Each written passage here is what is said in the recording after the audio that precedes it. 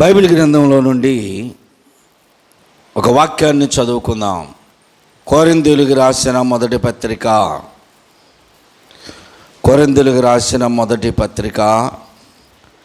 15వ అధ్యాయము 33వ వచనాన్ని చదువుకుందాం. అందరూ బైబిల్ తీయండి. కొరింథీయులకు రాసిన మొదటి పత్రిక 15వ అధ్యాయము 33వ వచనాన్ని చదువుకుందాం అండి. నేను చదువుతున్నాను, అందరూ చూడండి. మోసపోకుడి, దుష్ట సాంగత్యము మంచి నడవడిని చెరుపును. మోసపోకుడి, దుష్ట సాంగత్యము మంచి నడవడిని చెరుపును. నీతి ప్రవర్తన గలవారై మేల్కొని పాపము చేయకుడి. దేవుని గూర్చిన జ్ఞానము కొందరికి లేదు, మీకు సిగ్గు కలుగుటకై ఇట్లు చెప్పుచున్నాను. అలా నేను తలలు వంచండి, చిన్న ప్రార్థన చేస్తా. ప్రేమానమ్మకముల గల మా పరలోక గొప్ప తండ్రి, మీ ప్రియకుమారుడు మా రక్షకుడైన యేసుక్రీస్తు పరిశుద్ధ నామంలో ఈ మధ్యాహ్న కాల సమయంలో మీ పక్షాన నిలిచిన మీ దీనదాసునైన నన్ను మరుగుపరచండి అయ్యా. చదవబడినటువంటి లేఖనములు వివరించగలిగిన జ్ఞానము లేనివాడను, పర సంబంధమైన జ్ఞానమును ఇది నాకు అవసరము నాయన. మా సొంత జ్ఞానము, లౌకిక జ్ఞానము, పుస్తక జ్ఞానము, అక్షర జ్ఞానము, ఈ లోక సంబంధమైన ఏ జ్ఞానము కూడా ఆధ్యాత్మికంగా వర్ణించడానికి సరిపోదు గనుక ఇహలోక సంబంధమైన ప్రతి జ్ఞానమునకు దూరపరిచి పర సంబంధమైన జ్ఞానము చేత నన్ను నింపి చేరువచ్చిన మేమందరమును ఈ దినపు వాక్యము చేత తృప్తిపరచబడిన వారమై మా జీవితాలని ఏ రీతిగా వాక్యము చేత సరి చేసుకోవాలో, వాక్యము ద్వారా బలపరచబడి నీతో ఏకత్వము ఐక్యత కలిగి జీవించాలో ఈ దినాల మీద అవసరం ద్వారా మీరు మాట్లాడి మహిమ పొందమని మా ప్రభువును మా రక్షకుడైన యేసుక్రీస్తు పరిశుద్ధ నామములో అడిగి వేడుకొంచున్నాను తండ్రి, ఆమేన్. ప్రభునందు ప్రియమైన సహోదరి సహోదరులందరికీ మరొక పర్యావరణ హృదయపూర్వకమైన వందనాలు తెలియజేస్తున్నాను. ఈరోజు మన వాక్యము టైటిల్ ఏంటంటే, నీవు ఎవరి వలన మోసగించబడుతున్నావు. వాక్యము టైటిల్, వాక్యము నీవు ఎవరి వలన మోసపోతున్నావు, నీవు ఎవరి వలన మోసగించబడుతున్నావు. ఇప్పుడు మనల్ని మనం ఆలోచన చేసుకుంటే, ఒకసారి మననం చేసుకుంటే ఎన్నో విషయాలు మన జ్ఞాపకం వస్తాయి. బాల్యంలో మనం మోసపోయాం. బాల్యంలో మోసపోవటం ఏంటండి అంటే, గేమ్స్ ఆడే దగ్గర మనల్ని మోసం చేసిన పిల్లలు ఉన్నారు, లేదా గేమ్స్లో తొండి చేసి మనల్ని మోసగించి గెలుపు వారు పొందిన సందర్భాలు ఎన్నో చూసాం. స్కూల్లో గేమ్స్లో కావచ్చు, ఇళ్ళ దగ్గర గేమ్స్లో కావచ్చు. బాల్యములో మోసపోయాం. తదుపరి యవ్వన కాలంలో ఎన్నో రకాలుగా మోసగించబడినటువంటి సందర్భాలు మనకు తెలుసు. యవ్వన కాలంలో నువ్వు ఏ విషయంలో మోసగించబడ్డావు, ఏ విషయంలో నువ్వు మోసపోయానని జ్ఞాపకం వస్తుంది. కొంతమంది వ్యాపారంలో మోసపోతున్నారు, కొంతమంది గృహస్థ జీవితంలో మోసపోతున్నారు. యవ్వన కాలంలో చాలామంది ప్రేమ వలలో పడి మోసగించబడుతున్నారు, మోసపోతున్నారు. కుటుంబ జీవితంలోనికి వచ్చిన తర్వాత చాలామంది భర్తల ద్వారా మోసగించబడుతున్నారు, చాలామంది భార్యల ద్వారా మోసగించబడుతున్నారు. సంఘములోనికి వస్తే సంఘములో విశ్వాసులు మోసగించేవారు ఉన్నారు. సేవకుడు విశ్వాసుల్ని మభ్యపెట్టి మోసగించే ఆ సిస్టంలో ఉన్నారు. విశ్వాసులు సేవకులను మోసపరిచే స్థితిలో ఉన్నారు. ఎలాగా ఇవన్నీ టోటల్గా మనం చూస్తే చివరికి మోసగించబడిన వ్యక్తి మోటుతనముగా, మొరటుతనముగా, మొద్దుబారిపోయిన వారిగా సిద్ధపడి వారే మోసగాళ్ళగా తయారైనటువంటి సందర్భాల్ని మనం చూస్తూ ఉంటాం. ఇవన్నీ మనం జ్ఞాపకం చేసుకుంటే మన జీవితంలో మనము ఎక్కడ మోసపోయామో అక్కడ మనం ఆలోచన చేస్తే, ఎవరో మనల్ని మోసగించారు, ఎవరు నిన్ను మోసగించారు, ఎవరి వలన నీవు మోసపోయావు అని మనం ఆలోచన చేస్తే, కొరింథీయులకు రాస్తూ మొదటి పత్రికలో పౌలు భక్తుడు చెబుతున్నటువంటి మాట ఇది: మోసపోకుడి, దుష్ట సాంగత్యము మంచి నడబడిని చెరిపివేస్తుంది. నువ్వే వయసులో ఉన్నా సరే, బాల్యములో ఉన్నప్పుడు నీ బాల్య స్నేహితులు ఒక మంచి సామెత ఒకటి ఉంది, మంచి జ్ఞానయుక్తమైనటువంటి మాట. ఒక వ్యక్తి యొక్క జీవితం ఎలాంటిదో తెలుసుకోవాలంటే వారి స్నేహితులు ఎలాంటి వారో తెలుసుకుంటే వీళ్ళు ఎలాంటి వారో అర్థమైపోద్దంట. నేను ఎలాంటి వాడినో, నా పరిస్థితి ఏమిటో నా స్నేహితులను బట్టి అర్థమైపోద్ది. కొన్ని సామెతలు మనకు తెలుసు అనుకుంటూ ఉంటారు. ఇల్లు చూసి ఇల్లాలను చూడాలి అంటారు. ఆ ఇంటి ఇల్లాలు అంటే ఆ ఇంటి గృహిణి సోమరిగా ఉంటుందా లేకపోతే కష్టజీవి, ఆమె ఎలా పరిశుభ్రంగా ఉంటుందా, ఎలా ఉంటుందో ఆ ఇల్లు చూస్తే అర్థమైపోద్దంట. ఒక రాజ్యపు బలిష్ఠిత, ప్రతిష్ఠిత, ఆ రాజ్యము యొక్క ప్రహరీలను చూస్తే, కావలిని చూస్తే అర్థమైపోద్ది. ఆ రాజ్యం ఎంత బలంగా ఉందో, ఆ రాజు ఎలా బలవంతుడుగా ఉన్నాడో, జ్ఞానముగా ఉన్నాడో, తన రాజ్యము చుట్టూ ఉన్న ప్రహరీ మీద ఉన్నటువంటి సైనికులను చూస్తే ఆ రాజ్యం ఎంత పటిష్టమైనదో అర్థమైపోతుంది. అలాగా ఎన్నో విషయాలు మనం వింటూ ఉంటాం. ఇవన్నిటికీ కారణం ఏమిటి అంటే దుష్ట సాంగత్యము. నీవెవరితో స్నేహం చేస్తున్నావు, నీ స్నేహితులు ఎలాంటి వారు, నీ స్నేహితులు ఒకసారి జ్ఞాపకం చేసుకో. కొన్ని కుటుంబాల్లో నేను చూస్తా, స్నేహితుల కొరకు, సహవాసాల కొరకు, సావాసగాళ్ళ కొరకు ప్రాణాలు ఇచ్చేవాళ్ళు ఉన్నారు. వీళ్ళు తినకపోయినా సరే వాళ్ళకి మేపే వాళ్ళు ఉన్నారు. వాళ్ళ స్నేహితులను గురించి వీళ్ళు అప్పులు పాలైన వారు ఉన్నారు. ఫోన్లు, వాచీలు, డబ్బులు, బైకులు అన్ని స్నేహితులకి ఇచ్చి ఆరిపోయినటువంటి వాళ్ళు కూడా ఉన్నారు. దుష్ట సాంగత్యము అంటే స్నేహము. నువ్వు బాల్య స్నేహితులను జ్ఞాపకం చేసుకో, యవ్వన కాలంలో ఉన్న స్నేహితులను జ్ఞాపకం చేసుకో. నీకు వయసు పెరిగిన తర్వాత నీ స్నేహితులు కుటుంబాల్లో ఉన్నటువంటి వారు, ఇళ్ళ పక్కనో, ఇంట్లోనో, బయటో, ఎక్కడో, నువ్వు పనిచేసే దగ్గర, డ్యూటీ చేసే దగ్గర, ఉద్యోగం చేసే దగ్గర నీ స్నేహాలు ఎలా ఉన్నాయి, నీ స్నేహితులు ఎలాంటి వారు? దైవికమైన గుణ లక్షణాలు కలిగిన వారా? వాళ్ళు దైవికమైన గుణ లక్షణాలు కలిగిన వారైతే, ఒకవేళ నీవు లోక సంబంధంగా జీవిస్తే నిన్ను వారు మారుస్తారు. నువ్వు దైవ లక్షణాలు కలిగినటువంటి వ్యక్తిగా ఉండి లోకస్తులతో ఉంటే లోకస్తులను నువ్వు ఎప్పుడు మార్చలేవు. నీ దైవత్వాన్ని కోల్పోతావు, దైవికమైన గుణ లక్షణాలు కోల్పోతావు. అందువలన పౌలు భక్తుడు హెచ్చరిస్తున్నాడు, విశ్వాసులు అవిశ్వాసులతో విజ్జోడుగా తిరగకూడదని ఖచ్చితంగా చెప్పేశాడు ఆయన. విశ్వాసి నీవే విశ్వాసివి, అవిశ్వాసులు లోక సంబంధమైనటువంటి జీవితాలు జీవించేవారు. ఆదివారం ఒక్కరోజు ఆరాధన, ఆత్మీయత ఉట్టిపడుతుంది వాళ్ళ దగ్గర. సోమవారం నుండి మరలా అన్నీ లోక సంబంధమైనటువంటి విషయాలే. ఎక్కడైనా ప్రావీణ్యతే. వీళ్ళు దైవికంగా ఉన్న ప్రవీణులుగా ఉంటారు, లోకంలోనికి వెళితే అక్కడ కూడా ప్రావీణ్యత ఉంటుంది. నీ సాంగత్యం ఎవరితో చేస్తున్నావు? ఇక్కడ అంటున్నాడు దుష్ట సాంగత్యం.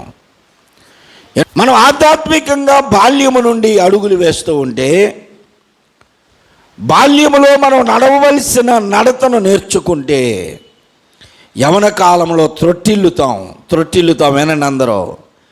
యవనస్తులు తప్పక త్రొట్టిల్లుతారనే వాక్యాన్ని ఆధారం చేసుకొని పడిపోవాలని కాదు. తెలియకుండా నీవు త్రొట్టిల్లినా మరలా లేచి నిలబడి మార్గాన్ని కనుగొంటావు. బాల్యము నుండి దైవికంగా ఎదిగితే అలాగూ, లేకపోతే ఎక్కడ త్రొట్టిల్లావో ఆ త్రొట్టిల్లిన దగ్గర నుంచే అలాగనే కృంగిపోతావు.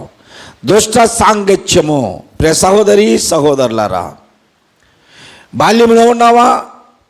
నువ్వు ఎవరితో సహవాసం చేస్తున్నావు? యవన కాలంలోనికి వచ్చావా? నీ సహవాసం ఎవరితో ఉంది?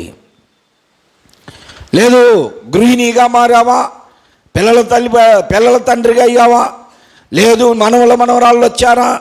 వృద్ధాప్యంలోనికి వచ్చావా? అయినా సరే నీ సహవాసం ఎవరితో ఉంది? దుష్ట సాంగత్యముతో ఉన్నావా? యోహోను తన పత్రికలో అంటున్నాడు, మన సహవాసం అయితే తండ్రి అయిన దేవునితోను కుమారుడైన క్రీస్తుతోనూ ఉన్నది అంటున్నాడు. మన సహవాసం ఎప్పుడు నలుగురు విశ్వాసులతో ఉండాలి. మాట్లాడుకుంటే బైబిల్ వాక్యాలే మాట్లాడాలి. పాటలు పాడుతున్నా సరే దేవుని గూర్చినటువంటి విషయాల్లోనే మనం ఉండాలి. అదేదో సీరియల్లో చెప్పినట్టు అని మాట్లాడతారు కొంతమంది. మాట్లాడితే ఏదైనా సందర్భం వచ్చిందనుకో, ఆ సినిమాలో వాడు చెప్పినట్టు అంటారండి. వీళ్ళ మైండ్ అంతా దేంతో నింపబడింది? సినిమా స్టోరీలు, సీరియల్ స్టోరీలు, ఇవే నిండిపోయినాయి కనుక అదే మాట్లాడతారు. అదే దైవికంగా ఉన్నవారు అనుకో, ఏబు గారు శ్రమంలో ఉన్నప్పుడు ఎట్లా మాట్లాడాడండి, ఎలా ఓర్చుకున్నాడండి అంటారు. శ్రమ వస్తే, సంతోషం వస్తే జక్కయ్యను చూసి తీసుకుంటారు. జక్కయ్య ప్రభువుని చేర్చుకుని అంత సంతోషంగా ఉన్నాడు, వాక్యాన్ని బట్టి మాట్లాడుకుంటారు. దుష్ట సాంగత్యము మంచి నడవడిని చెరిపి వేస్తుంది కాబట్టి మోసపోకుడి అన్నాడు. మోసపోయిన తర్వాతే ఎవరికైనా మోసపోయాము అని తెలుస్తుంది. మోసగించబడిన తర్వాతే తెలుస్తుంది, కానీ అంతకుముందు తెలియదు. చిన్న ఉదాహరణ మీకు ఎలా మోసం చేస్తారో చెప్తాను. ఆపిల్స్ దగ్గరికి పో, నువ్వు ఏ ఫ్రూట్స్ కొనడానికి పో, అక్కడ ముందుగానే ఒక అరడజను కవర్లో కులిపోయిన వేసి ఉంటాయి. మనం వెళ్ళగానే వాడే ఏరి కవర్లో వేసినట్టు వేసిస్తాడు మనకి. ఇంటికి వస్తే అన్నీ ఎంత మోసం! వ్యాపారంలో మోసం, వ్యాపారం చేసే దగ్గర మోసం అంతా. అందుకని సంత వీధులలో, పరమగీతంలో 3వ అధ్యాయం నడద, నేను ఇప్పుడే లేచేదను రాజమార్గములో, రాజవీధులలో, సంత వీధులలో తిరిగేదను అనుకుందంట. మోసకరమైన జీవితాల్లో, మోసపోతున్నటువంటి జీవితాల్లో చాలామంది ఇలా మోసపోతున్నారు. నువ్వు కొనడానికి వెళ్ళి మోసపోతున్నావు, వ్యాపారాలు చేస్తూ మోసపోతున్నావు, నీ బిజినెస్లో మోసపోతున్నావు. చివరికి రైతులను కూడా మోసం చేసేవారు ఉన్నారు తెలుసా? రైతులను కూడా మోసం చేస్తారు. అలా నిండిపోయి అల్లాడిపోతూ ఉంటారు. జీవితంలో మోసపోతున్నటువంటి వారు చాలామంది ఉన్నారు. జీవితాల్లో మోసపోతున్నారు. బాల్యంలో విద్యార్థులు మోసపోతున్నారు. స్కూళ్ళకి వెళ్ళి స్కూల్లో చదువుకోవడానికి ఇప్పుడు ఏసీ రూములు కావాలి పిల్లలకి. ఏసీ రూమ్లోకి వెళ్తే మనకు నిద్ర వచ్చిందా రాదా? మళ్ళా ఆ క్లాస్కి ఏం పేరు పెట్టారు? ఏం పేరు? చిన్న పిల్లలు తీసుకెళ్ళి జాయిన్ చేస్తే నర్సరీ కాదు, ప్లే స్కూల్ అంట. ప్లే స్కూల్ గోడల నిండా బొమ్మలు ఉంటాయి, మధ్యలో పిల్లలంతా నిద్రపోయి ఉంటారు. ఏంటంటే వాళ్ళని తల్లిదండ్రి వాళ్ళ ఇష్ట ప్రకారం డ్యూటీలకు వెళ్తున్నారు. పిల్లల్ని ఎవరు పట్టుకునే వాళ్ళు లేరు కాబట్టి ప్లే స్కూల్లో వేస్తే వాళ్ళే కొంచెం ఆడిపిస్తారు. తెచ్చింది వాళ్ళకి కొంచెం పెట్టి వీళ్ళు కొంచెం తింటారు, అయిపోయింది, వాళ్ళు నిద్రపోతారు, హాయిగా ఇంటికి తీసుకొస్తారు. దానికోసం ఎంత వాళ్ళకి కట్టేది? లక్షలు కడుతున్నారు. లక్షలు డొనేషన్లో. మా బాబుని స్కూల్లో చేర్చామండి, విజ్ఞానంలోనో భాష్యంలోనో చైతన్యాలోనో పెద్ద స్కూల్ అని చెప్పుకోవడానికి. వచ్చిన తర్వాత వాళ్ళకి ఏమైనా చదువు వస్తుందా? ఎక్కాలు వచ్చాయని చెప్పమాను. ఇప్పుడు చదువుకుంటున్నటువంటి పిల్లలు ఎవరైనా సరే కాలిక్యులేటర్ పట్టుకోకుండా, కంప్యూటర్ తీయకుండా, ఫోన్ పట్టుకోకుండా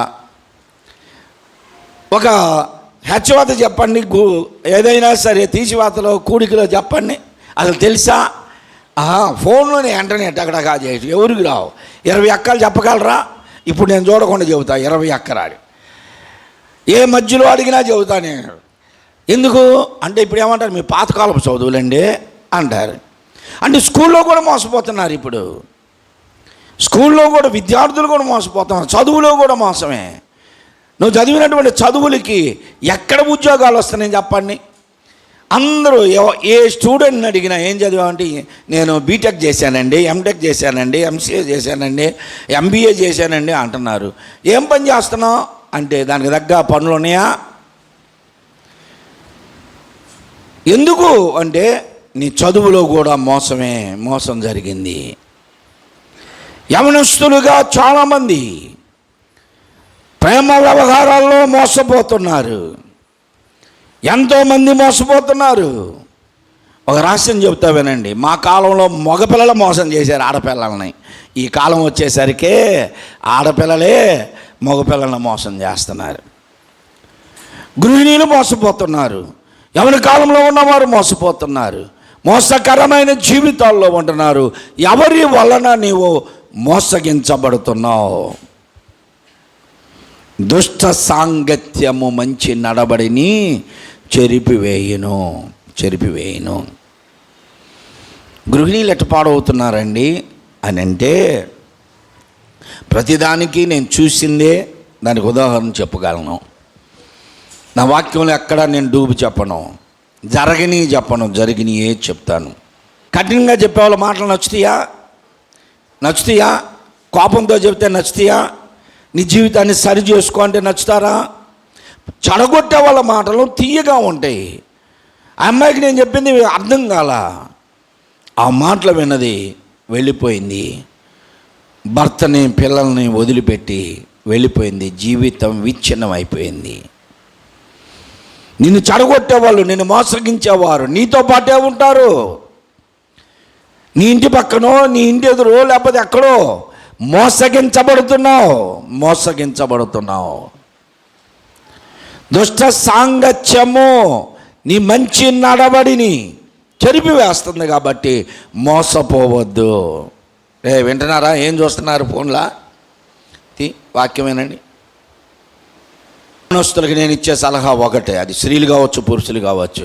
ప్రేమించడం తప్పు కాదు, ప్రేమించండి, కానీ మోసగించొద్దు. మీరు మోసపోవద్దు. తల్లిదండ్రులు చెప్పాలా, తల్లిదండ్రుల సమక్షంలో వివాహం జరగాల. ఇవి మోసగించకూడదు, మోసపోకూడదు అంటే ఎక్కడుండాలి? మనం దైవికమైన సన్నిధానంలో ఉండాలి. దేవుని సన్నిధిలో ఉంటే వాక్యము ద్వారా మీ జీవితాలు బాగుపడతాయి. పౌలు భక్తుడు చెప్పిన మాట అది. ఎలా మోసపోతామంటే, కొలస్సీ పత్రిక 2వ అధ్యాయం 4వ వచనం చదవండి. ఇప్పుడు అందరూ తీయండి బైబిళ్ళు. కొలస్సీ పత్రిక 2వ అధ్యాయం 4వ వచనం. పౌలు భక్తుడు చెబుతున్నాడు, ఎలా మోసపోతామండి మేము అంటే, ఎవడైనను చక్కని మాటల చేత మిమ్మును మోసపరచనీయొద్దు. అసలు ఏ మాటలతోనండి మనం మోసపోయేది? ఈ మాటలేగా, లౌకికమైన మాటలేగా, లాలన మాటలేగా, చక్కని మాటలు. ఎవరును చక్కని మాటల చేత మిమ్మును మోసపరచనీయవద్దు. ప్రియ సహోదరి సహోదరులారా, ఇది నానా విశ్వాసులను కూడా మోసపరుస్తున్నారు చాలామంది. ఒకరోజు నేను ఆదివారం బైబిల్ చదువుకుంటా కూర్చున్నా. 2 సహోదరులు ఇంటికి వచ్చారు బైబిల్ తీసుకొని. 2 సహోదరులు బైబిల్ తీసుకొని ఇంటికి వచ్చారు. ఇదే లైన్లో చివర మా ఇల్లు. నేను కూర్చొని బైబిల్ చదువుకుంటున్నా. ఆ 2 సహోదరులు వచ్చారు, బైబిల్ వాక్యాలు చెప్తూ. ప్రైజ్ లార్డ్ పాస్టర్ గారు అన్నారు. ఎవరో విశ్వాసులు వచ్చారు కదా అని ప్రైజ్ లార్డ్ అమ్మ కూర్చోండి అన్న. వాళ్ళు నాకు వాక్యాన్ని నేర్పిస్తున్నారు. నేనుండి ఆదివారం వచ్చారు, ప్రార్థనకి టైం అవుతుంది, మీరేమో ఇప్పుడు వాక్యాలు చెబుతున్నారు ఏంటమ్మా అంటే, చివరికి వారు నన్ను కూడా వాళ్ళ మతం, ఏం మతం వాళ్ళది? రెటమతం వాళ్ళది.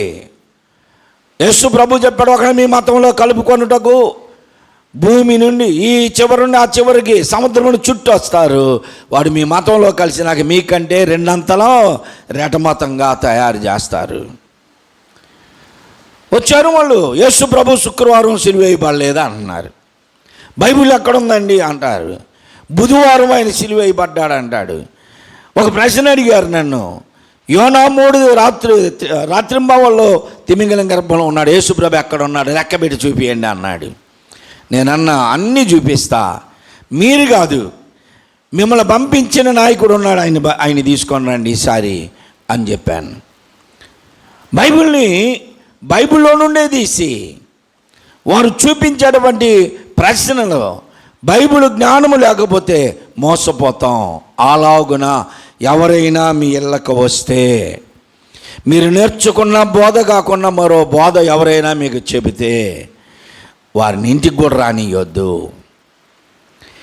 నేను ఒకటే అడిగాను వాళ్ళని, యేసు దేవుని కుమారుడని, యేసు ప్రభువుని పాపముల కొరకు చనిపోయి సమాధి చేయబడి తిరిగి లేచాడని, ఆయన పరలోకమునికి వెళ్ళి మరలా రాబోతున్నాడని నమ్ముతావా నీవు?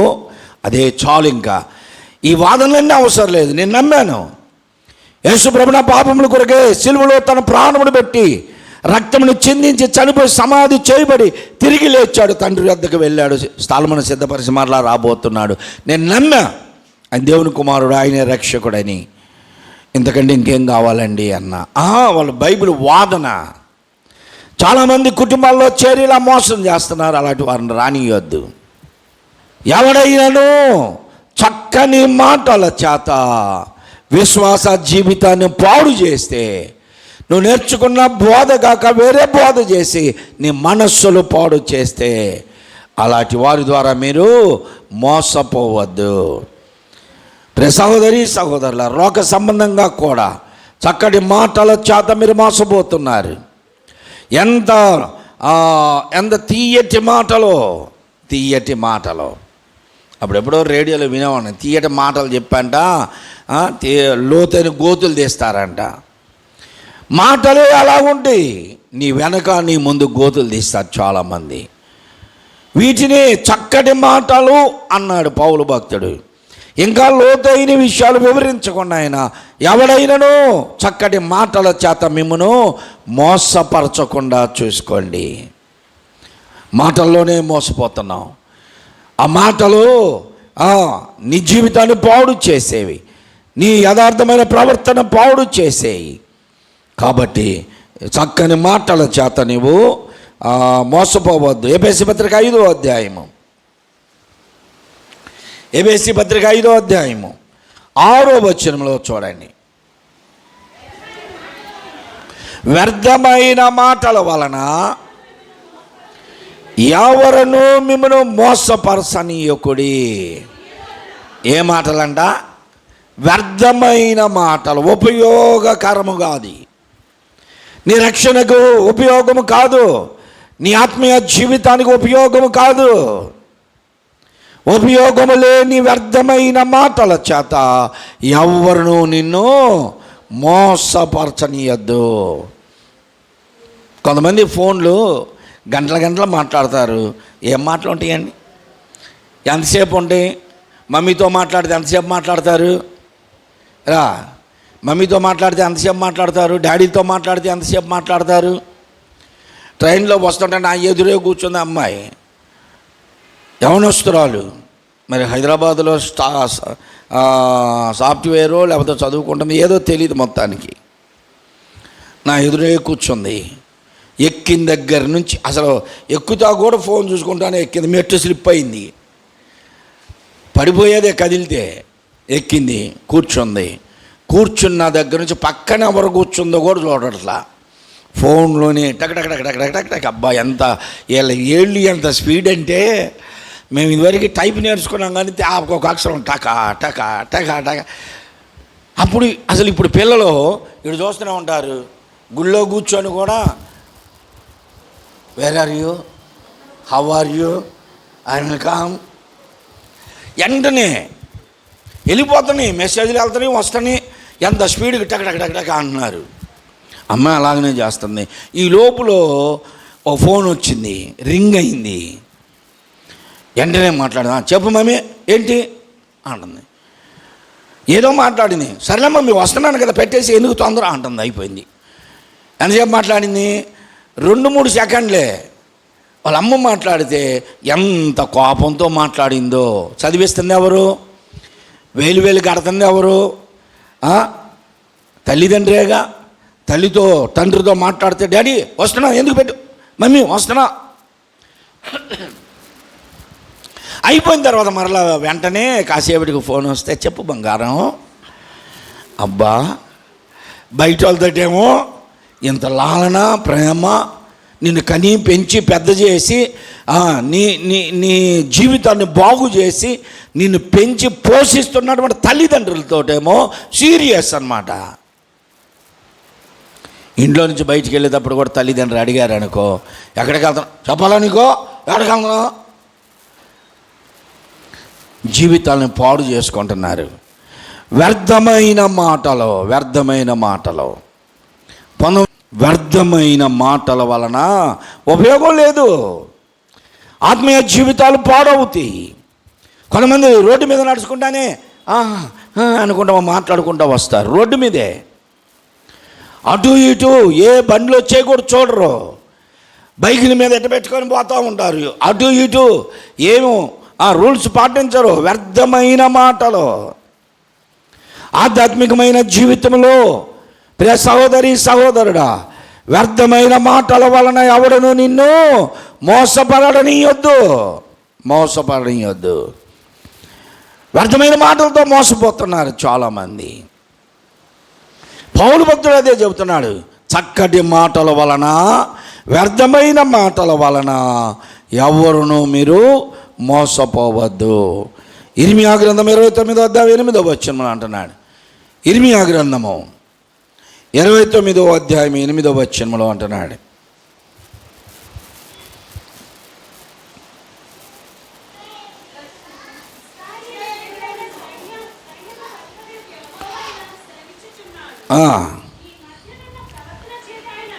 మీ మధ్యనున్న ప్రవక్తల చేతనైనను,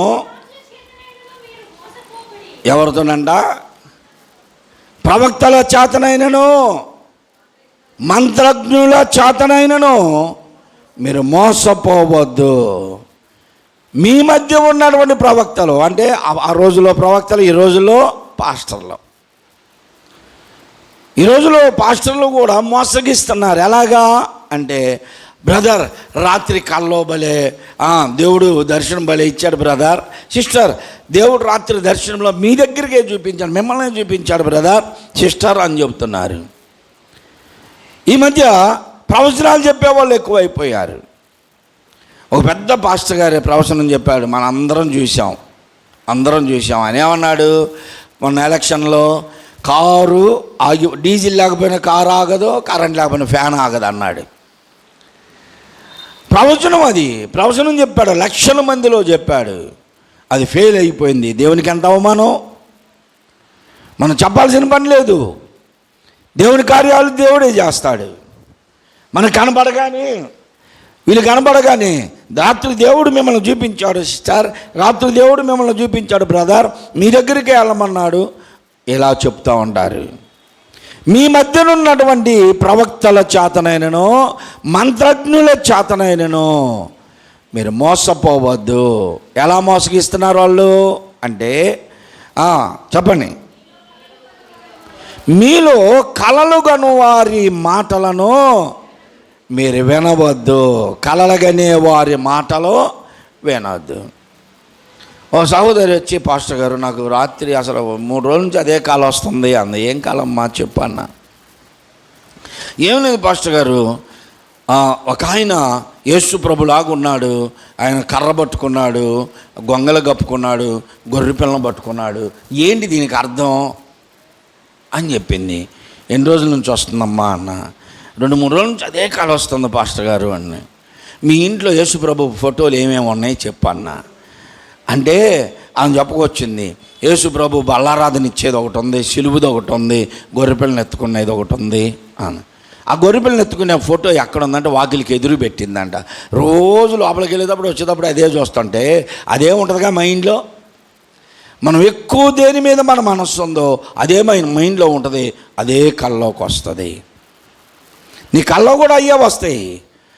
ఎవరి మీద మనస్సు ఉందో, దేని మీద నీ మనస్సు ఉందో, దేని కొరకు ఆలోచిస్తున్నావో అయ్యే ఉంటాయి కళలో. కళ్ళలో కూడా అయ్యే కలవరాలు కళల చేత కలవరపడుతూ ఉంటారు. మీలో ఉన్న ప్రవక్తల చేతనైనను మంత్రజ్ఞుల చేతనైనను మీలో కళలు చెప్పువారి చేతనైనను మీరు మోసపోవద్దు, మోసపోకుడి అంటున్నాడు. ఇర్మియా ప్రవక్త ద్వారా దేవుడు మాట్లాడుతున్నాడు. యాకోబు పత్రిక 1వ అధ్యాయం 22వ వచనం చూడండి. యాకోబు పత్రిక 1వ అధ్యాయం 22వ వచనం.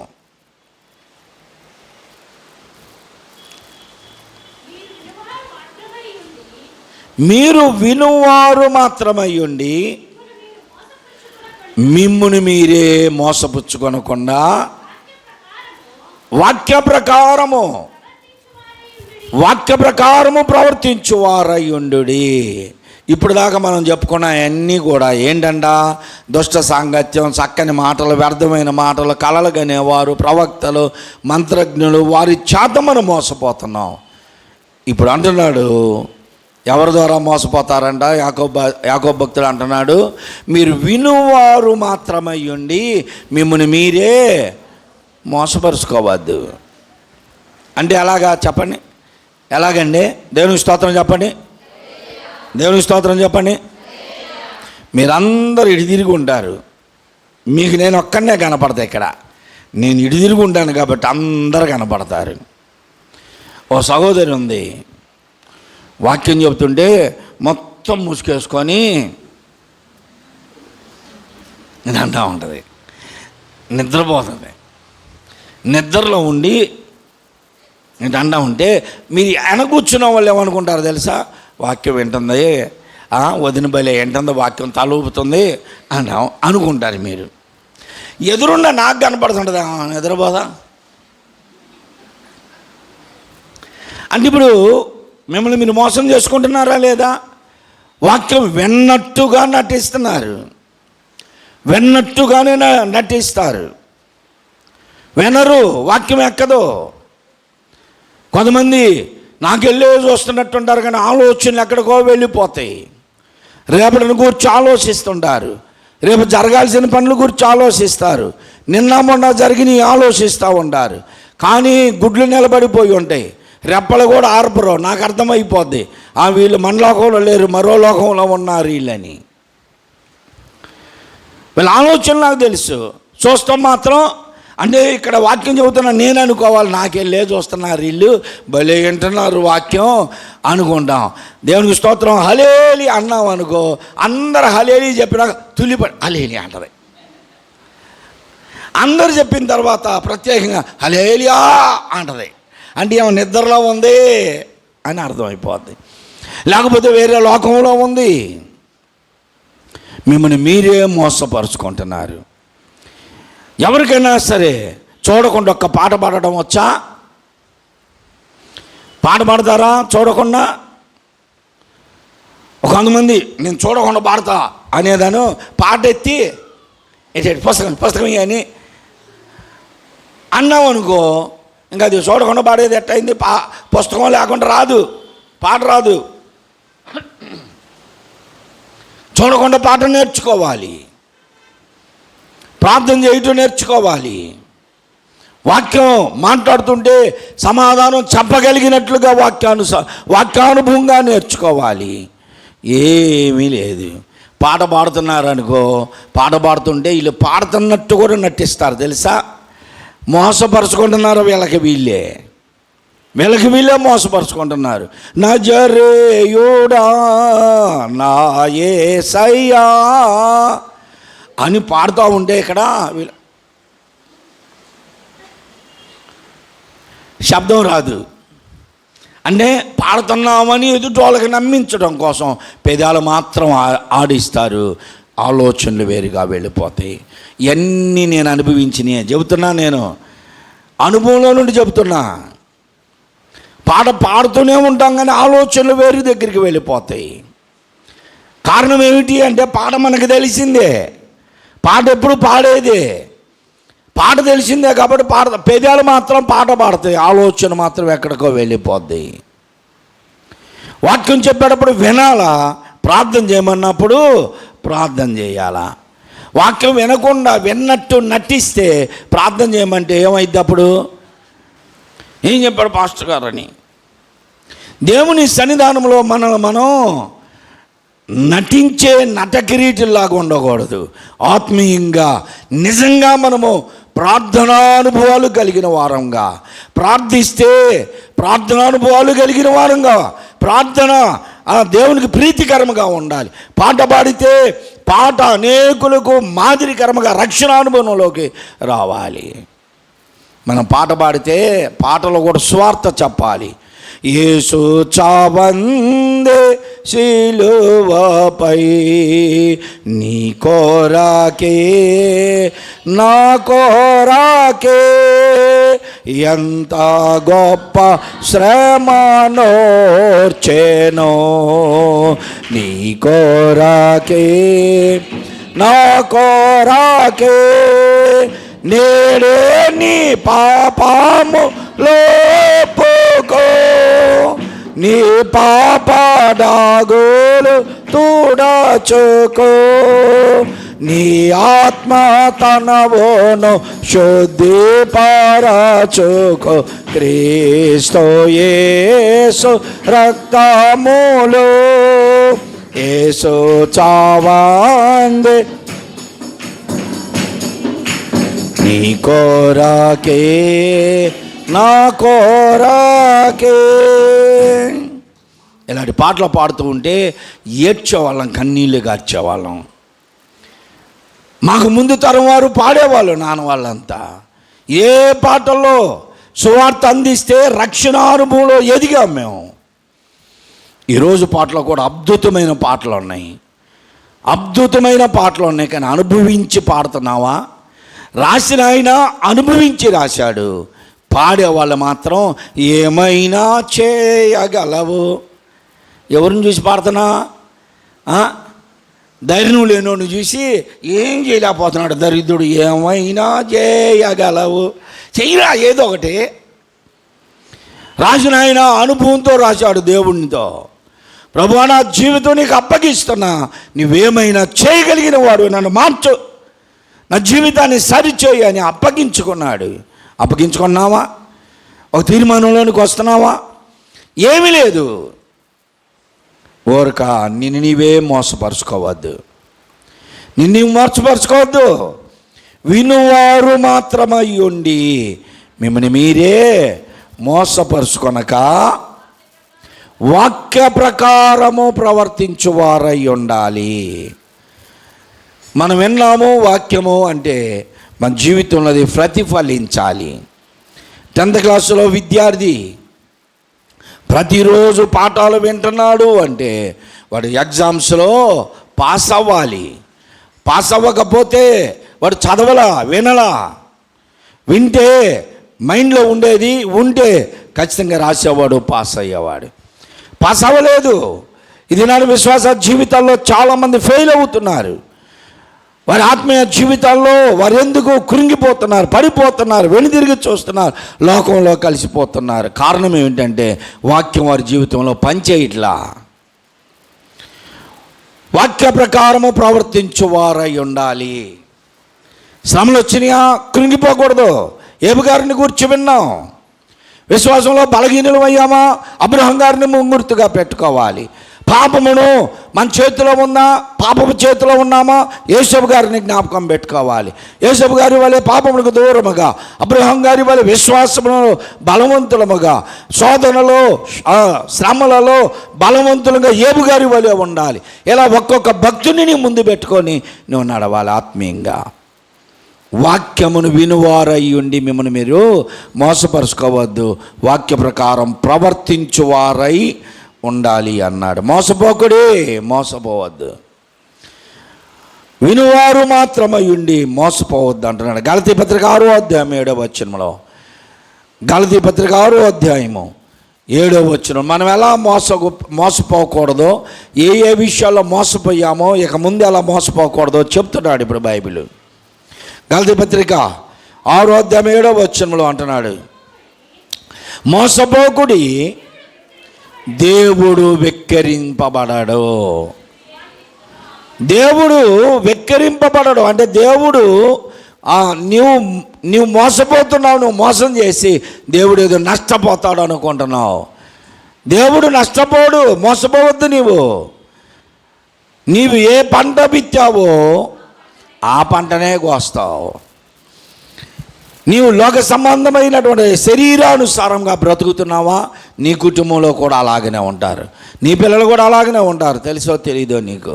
సహోదరి సహోదరులారా, నీవిప్పుడు నీ పిల్లలకు మాదిరికరముగా ఉండాలి. ఆదాము అవ్వలో, వినండి అందరూ, బైబిల్ చూడబాకండి, వినండి.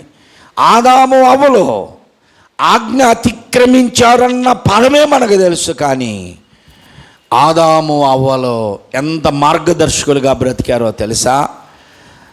తన కుమారుడు ఏనోషు కుటుంబంలో ఆ ఏనోషుకు కుమారుడు పుడితే ప్రార్థనా పరుణ్ణి చేసింది ఎవరు అంటే ఆదాము అవ్వలే. దేవునికి స్తోత్రం.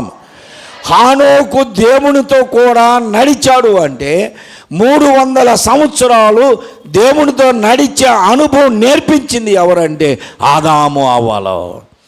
అమ్మమ్మలో నాయనమ్మలో తాతయ్యలు ఇంట్లో ఉంటే మా కాలంలో చందమామ కథలు చెప్పేవాళ్ళు, పేదరాజు పెద్దమ్మ కథలు చెప్పేవాళ్ళు, చెడు చేయకూడదని చెప్పేవాళ్ళు, చెడు చూడకూడదని చెప్పేవాళ్ళు, చెడుగా బ్రతకకూడదని చెప్పేవాళ్ళు, నీతి బోధలు చేసేవారు, బైబిల్ కథలు చెప్పేవారు.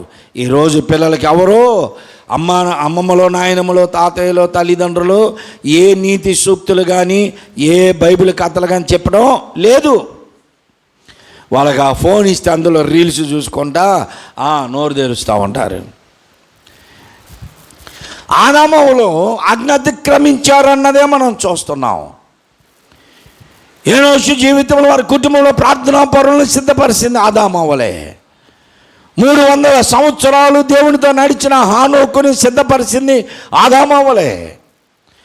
నోవాహుని జలప్రలయ కాలంలో సిద్ధపరిచింది, లేమేకుని సిద్ధపరిచింది. చిన్నతనంలో పిల్లలకి దేవునిని గూర్చి చెప్పి వారిని నడిపించింది ఆదామువలే. కారణం ఏమిటంటే ఏదేనుగు తూర్పుగా నెట్టబడ్డారు. వీళ్ళు కష్టపడుతున్నారు, కాయా కష్టం చేస్తున్నారు, కడుపుకు తిండి దొరకట్లా. పిల్లలు అడుగుతున్నారు, డాడీ మమ్మీ ఏంటి మనకి కష్టాలు, మనం ఈ గింజలు తినడానికి ఫ్రూట్స్ తినడానికి ఎంత కష్టం ఏంటి, ఇగో అన్నీ అంత సమృద్ధి పంట ఆ చెట్లకు కనబడుతుంది కదా, అడగపోయి తెచ్చుకుందాం పదండి అంటే అక్కడే రా మేము ఉంది, మేము తిన్నది అయ్యే అక్కడే ఉన్నాం, మరి ఇక్కడికి ఎందుకు వచ్చారు డాడీ, తాతయ్య ఎందుకు వచ్చారు ఇక్కడికంటే వాళ్ళు చెప్పారు దేవుని ఆజ్ఞ అతిక్రమించాం, దేవుడు నెట్టివేశాడు. మన స్థలం అదే, ఈరోజు మనం నెట్టివేయబడ్డాం అంటే మరలా ఎప్పుడు వెళ్ళాలి అంటే మీరు దేవునికి ఇష్టలైతే పరదేశులో ఉన్న జీవవృక్ష ఫలములు మరలా ఇస్తానన్నాడయ్యా, దాని కొరకు మీరు సిద్ధపడండి అని వారిని సిద్ధపరిచింది ఆదాము అవ్వలే. ప్రియ సహోదరి సహోదరులారా, మన పిల్లలను మనం దైవికంగా పెంచుదాం. మీరు మోసపోవద్దు. దేవుడు వెక్కిరించబడడం, మనం ఏ పంట విత్తుతామో అదే పంట. మన పిల్లల్ని ఎలా పెంచుతామో, వారికి మనం ఎలా మాదిరికరంగా ఉంటామో అదే స్థితిలో వారు కూడా ఎదుగుతారు అని యాకోబు భక్తుడు చెప్తున్నాడు. అదే విషయాన్ని అంటున్నాడు కొరింథీయులకు రాస్తూ 2వ పత్రిక 11వ అధ్యాయం 3వ వచనంలో, సర్పము తన కుయుక్తి చేత అవ్వను మోసపరిచినట్లుగా సాతాను ఇప్పుడు మీ మనస్సులను చెరిపివేస్తుంది, మోసపోవద్దు అంటున్నాడు పౌలు. 11వ అధ్యాయం 3వ వచనం చదవండి. సాతాను తన కుయుక్తి చేత అవ్వను మోసపరిచినట్లుగా, చదవండి, ఎవరు చదవట్లా. సాతాను ఇప్పుడు మీ మనస్సులను పాడు చేస్తున్నాడు. కాబట్టి ఆధ్యాత్మికంగా జీవించాలి అన్నాడు. మత్తయి సువార్త 24:4 యేసు ప్రభు తన శిష్యులతో మాట్లాడుతూ అంటున్నాడు. 24:4 మత్తయి సువార్త 24:4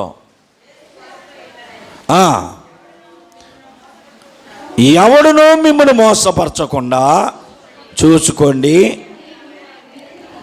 ఏంటంటే ఎవడునో మిమ్మల్ని మోసపరచకుండా చూసుకొనుడి. అనేకులు నా పేరట వచ్చి నేనే క్రీస్తునని పలువురిని మోసపరుస్తారు. యేసు ప్రభు చెబుతున్నాడు, ఇప్పుడు ఎవడునో మిమ్మల్ని మోసపరచకుండా చూసుకోండి. అనేకులు నా పేరట వస్తారు, నేనే క్రీస్తునని చెబుతారు, అందుకని మీరు నమ్మొద్దు. ఇదిగో ఇక్కడ ఉన్నాడు, అక్కడ ఉన్నాడు క్రీస్తు అని చెప్పినా మీరు నమ్మొద్దు, నమ్మకూడదు. చాలామంది మోసపోతున్నారు. ప్రార్థన వలన ఏం కావట్లేదు. ఎంతమంది ప్రార్థన చేసినా ఏం కావటం లేదు. అక్కడికి వెళ్ళు, ఇక్కడికి వెళ్ళు, అంతరాలు కట్టించుకో అని చెప్తే ఖచ్చితంగా కట్టించుకొచ్చుకుంటున్నారు. లోపలికి నెట్టుకొని కూర్చుంటున్నారు.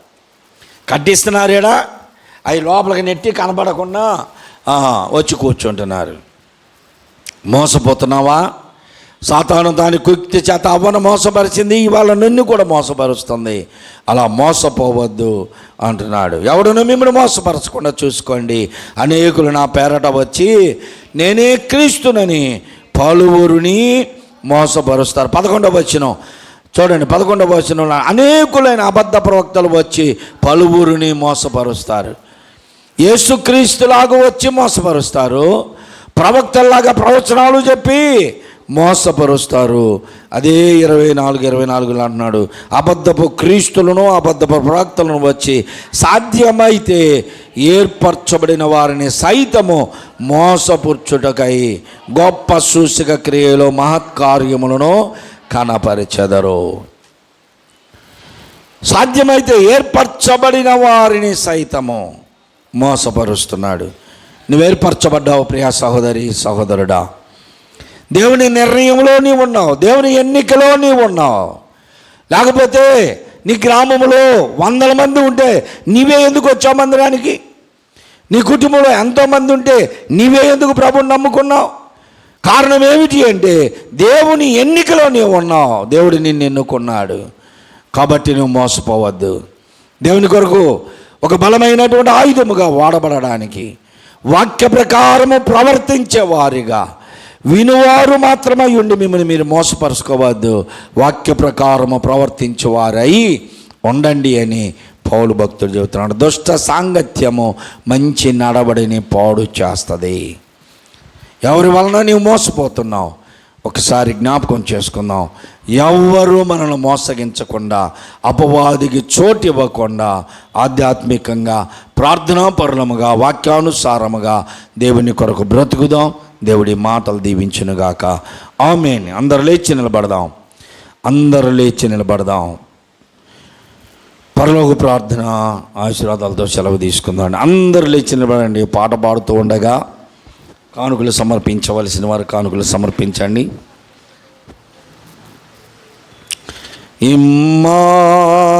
ఇమ్మానుయేలు రక్తము ఇంపైన యోటాగు ఓ పాపియాందు మోన్గమో పాపంబు పోవోను యేసోండు నాకు మారుగా ఆశీల్వా జవాగా శ్రీయేసు రక్త మేపోడు శ్రావించు నాకుగా. అందరు చేతులు జోడించి తలలు వంచి కళ్ళు మూసుకోండి. ప్రార్థన చేద్దాం. మీ ప్రియకుమారుడు మా రక్షకుడైన యేసుక్రీస్తు పరిశుద్ధ నామంలో మరొక పర్యాయం మీ పాద సన్నిధానంలో చేరామయ్యా. మా ప్రభువా, ఉదయకాలపు నాయన ఉదయకాలం నుండి ఇప్పుడు వరకు కూడా మీ కృపలో మమ్మల్ని బలపరిచారు. పాటల ద్వారా మమ్మల్ని బలపరిచారయ్యా. వాక్యము ద్వారా మమ్మల్ని హెచ్చరించారు. ఏ ఏ విషయాల్లో మేము మోసపోతున్నామో, ఎవరి వలన మోసపోతున్నామో, లేక మేమే ఎవరికి మోసకారిగా ఉంటున్నామో విషయాలు ఎన్నో వాక్య ప్రకారము మేము జ్ఞాపకం చేసుకున్నాం. బైబిల్ హెచ్చరించిన ప్రకారముగా దుష్ట సాంగత్యము మంచి నడవడిని చెరిపివేస్తుంది అని మా జీవితాల్లో, మా అనుభవాల్లో నుండి పిల్లలు, యవనస్తులు ఎలా మోసపోకూడదో చెప్పుకుంటూ వచ్చామయ్యా. గృహస్థులుగా, గృహిణీలుగా, సహోదరులు, సహోదరులు ఎలా మోసపోకూడదో, దేవుని కొరకు ఎలా ఆత్మీయులుగా స్థిరపడాలో వాక్య ప్రకారము బోధించాము నాయన. మా రక్షకుడైన యేసుక్రీస్తు పరిశుద్ధ నామములో అడిగి వేడుకొంచున్నాను తండ్రి, ఆమేన్. పరలోకమందున్న మా తండ్రి, నీ నామము పరిశుద్ధ పరచబడును గాక, నీ రాజ్యము వచ్చును గాక, నీ చిత్తము పరలోకమందు నెరవేరుచున్నట్లు భూమి అందును నెరవేరును గాక. మా అనుదిన ఆహారము నేడు మాకు దయచేయము, మా రుణస్తులను మేము క్షమించిన ప్రకారము మా రుణమును క్షమించము, మమ్మను శోధంలోనికి తేక దుష్టుని నుండి తప్పించము.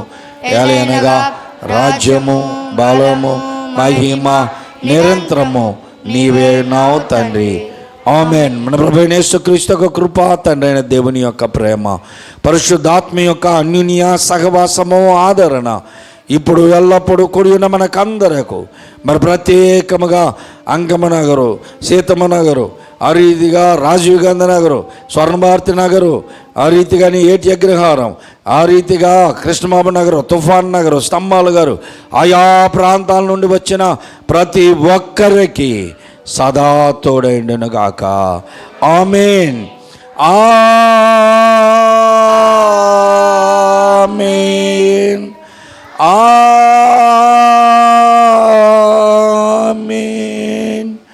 ఆమేన్.